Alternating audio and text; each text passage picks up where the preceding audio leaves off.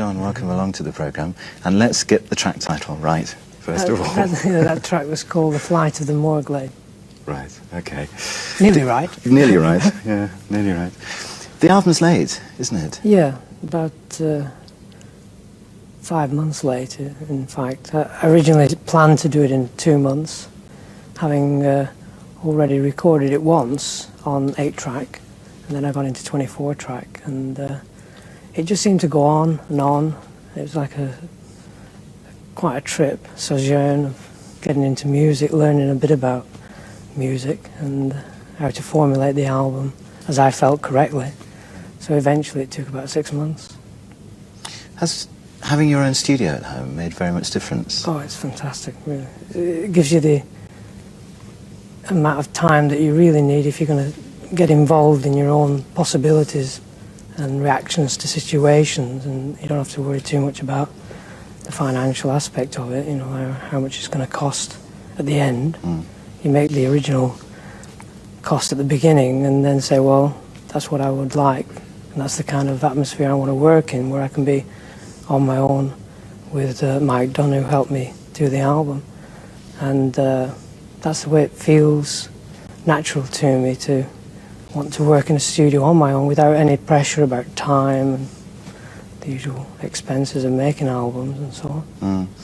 It occurs to me, actually, Jon, listening to the LP, really, that yours is the closest sounding to the band's album, certainly closer to the band than the other solo things. Possibly. Because I was very involved in directing the music of the band, mainly because I was originally involved in the song structures and then started thinking about the development of the music around the songs, and then putting forward to the rest of the guys in the band how I felt about the piece of music. I became a director of the guys in the band, so I had generally a vision of what I wanted to hear. And by discussing various ideas, eventually you come up with something you didn't really hear in the first place. You had a sort of vision of the style of music it would be, but with the effect of 4 musicians like her and Yes, you know, it's bound to develop, and that's the way it always became. And so when I did my own album, it was a question of having the vision in the first place to want to present a story, which Elias is about a story, and the music to be compatible to the story. And the initial vision then became this sojourn of kind of trip of getting involved in being able to make all the music myself. And basically the idea of doing it on my own was to learn about music, which I am steadily doing, happily. Because all the albums have come out fairly close to one another, Jon, haven't they? Yeah. Was it a conscious decision within the band that you should all make a solo album at this time? I think most musicians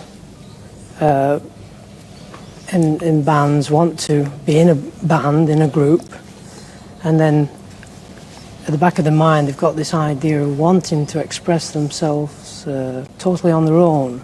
And happily, Yes was in the position to do this, and you get your solo albums. Has it affected, because you're rehearsing right now, aren't you, Jon? Yeah, we're rehearsing for America. The fact that you split off to do your solo things, has it affected the working relationship now? Has it changed it at all? It makes it more involved when we got back together again.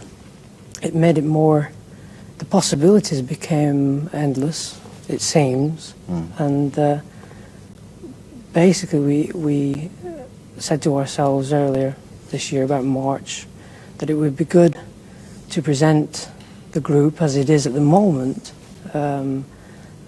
being a solo album situation, so we can go on tour and play some Yes music, but also represent each person as a very valid statement, i.e. the record, and then to do the odd track on stage. And that became very apparent to us to want to do. In the event, the more important things that I'm sure we're all thinking about is the next album that we put together later this year. I wish we had time to talk about that too, actually, Jon, but we've got to stop. There we are. Thanks very much for coming in.